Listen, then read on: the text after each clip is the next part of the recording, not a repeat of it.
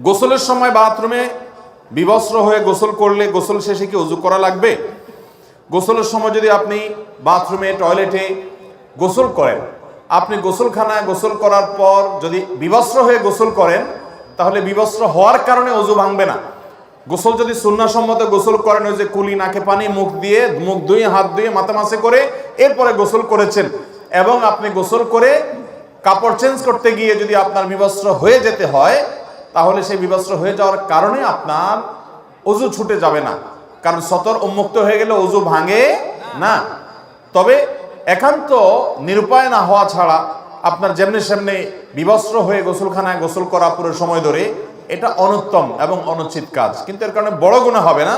But এটা ইমানদারের ইমানের সাথে, ইসলামের সাথে সঙ্গতিপূর্ণ নয়। আল্লাহ তাআলা প্রতি অন্তত লাজ লজ্জা থাকা উচিত, সেই জায়গাতে এটা না করা ভালো। বাট আপনার এর সাথে ওযু যাওয়া থাকার সম্পর্ক নাই।